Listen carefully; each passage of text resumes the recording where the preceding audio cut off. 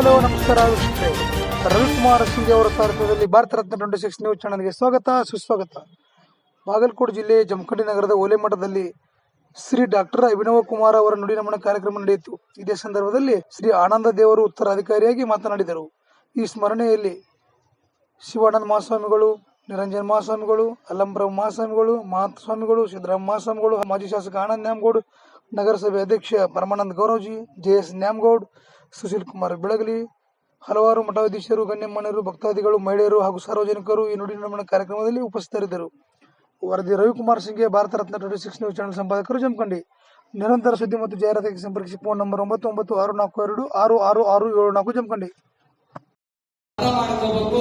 ಈ ಮಠದ ಉತ್ತರಾಧಿಕಾರತ್ವವನ್ನು ನಮಗ ವಹಿಸ್ಕೋಬೇಕಂತಂದು ಜಗದ್ಗುರುಗಳು ನಮಗ ಆಶೀರ್ವಾದವನ್ನು ಮಾಡಿದ್ರು.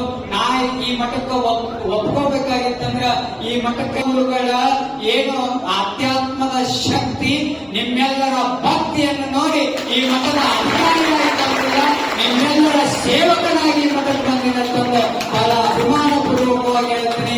ಈ ಮಠದ ಅಧಿಕಾರ ವಹಿಸ್ಕೊಳಕ ಏನೂ ಇಲ್ಲ. ನಾ ಯಾವಾಗಲೂ ಕೂಡ ನಿಮ್ಮೊಳಗೂ ಒಬ್ಬವನಾಗಿ ನಿಮ್ಗಳ ಸೇವಾ ಮಾಡಲಿಕ್ಕೆ ಈ ಮಠಕ್ಕೆ ಬಂದಿನಿ ಅಂತಕ್ಕಂಥ ನೀವೆಲ್ಲರೂ ಕೂಡ ಅರ್ಥ ಮಾಡ್ಕೋಬೇಕು. ನನ್ನ ಆರಾಧ್ಯ ಗುರುದೇವ ಆನಗಲ್ಲ ಗುರುಕುಮಾರ ಶಿವಗಳು ಒಂದು ಮಾತು ಬರೀತಾರ, ಮಠದಿಂದ ಘಟ ಬೆಳೆಯುವುದಕ್ಕಿಂತ ಈ ಘಟದಿಂದ ಮಠ ಬೆಳಗಬೇಕಂತ ಹೇಳ್ತಾರ. ಅದಕ್ಕೆ ಈ ಮಠದ ಏನು ಆಸ್ತಿ ಅಂತಸ್ತು, ಏನು ಬಂಗಾರ ಏನೈತಲ್ಲ ಅದನ್ನ ಅನುಭವಿಸಿ ಮಠದಾಗ ಕುಂದಿರುವಂತ ಸ್ವಾಮಿ ನಾನಾಗುವುದಿಲ್ಲ. ಸದಾಕಾಲ ಈ ಘಟದಿಂದ ಈ ಮಠವನ್ನು ಬಹಳ ಎತ್ತರ ಮಟ್ಟಕ್ಕೆ ಕರೆದುಕೊಂಡು ಹೋಗುವಂತ ಸ್ವಾಮಿ ಮಾತು ಕೊಡ್ತಾನೆ.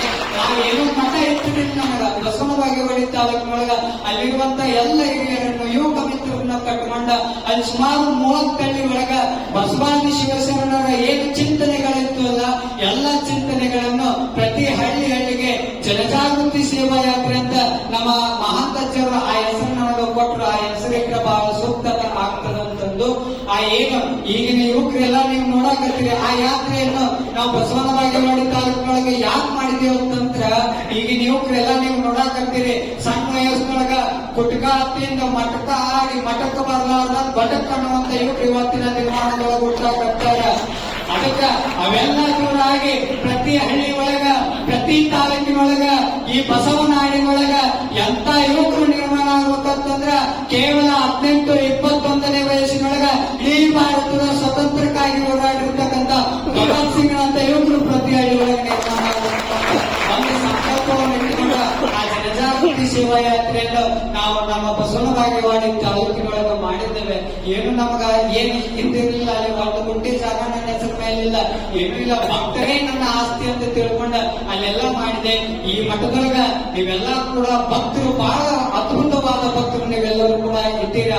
ಗುರುಗಳ ಮೇಲೆ ಈ ಮಠದ ಮೇಲೆ ಬಹಳ ಭಕ್ತಿ ಶ್ರದ್ಧೆಯನ್ನು ಇಟ್ಟುಕೊಂಡಿರ್ತಕ್ಕಂಥ ಭಕ್ತರು ನೀವೆಲ್ಲರೂ ಕೂಡ ಇದ್ದೀರಾ. ನಾ ಕೇಳುದಿಷ್ಟ, ನೀವೇನು ನನ್ನ ಮಠಕ್ಕ ನನಗ ನೀವು ಲಕ್ಷ ಕೊಡೋದು ಬೇಕಾಗಿಲ್ಲ. ನೀವು ನನಗೇನು ಕೊಡ್ರಿ ಅಂತಂದ್ರ ನಾನು ಈ ಮಠದೊಳಗ ಅಧೀನ ಅಂತಕ್ಕಂಥ ಲಕ್ಷ ಅಷ್ಟನ್ನು ಕೊಡ್ರಿ ಅಂತ ಲಕ್ಷ ಸದಾಕಾಲ ಇರಲಿ. ಈ ಮಠ ಬೆಳೆಸೋಣ ಅಂತ ಎಷ್ಟರ ಮಟ್ಟಿಗೆ ಬೆಳೆಸೋಣ ಅಂತಂದ್ರೆ ಈ ಮಠ ಬೆಳೆಸಲಿಕ್ಕೆ ನೀವೇನು ಕೊಡಬೇಕ, ಬರೀ ಸಹಾಯ ಸಹಕಾರ ಅರ್ಥ ಕೊಡ್ರಿ. ಒಂದು ಮಠ ಬೆಳಗಬೇಕಾಗಿತ್ತಂದ್ರ, ಒಂದು ಊರು ಬೆಳಗಬೇಕಾಗಿತ್ತಂದ್ರ ಏನ್ ಮಾಡ್ಬೇಕಂದ್ರ ಆ ಊರೊಳಗಾಗಿರ್ಬೋದು ನಾನು ತಿಳಿದುಕೊಂಡಿರ್ತಕ್ಕಂಥದ್ದು.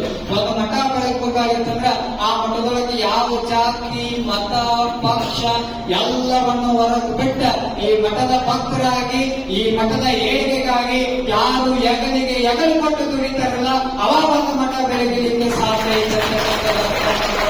ಅದೇ ತರನಾಗಿ ನೀವೇನು ಕೊಡಬೇಕು, ನೀವೆಲ್ಲರೂ ಕೂಡ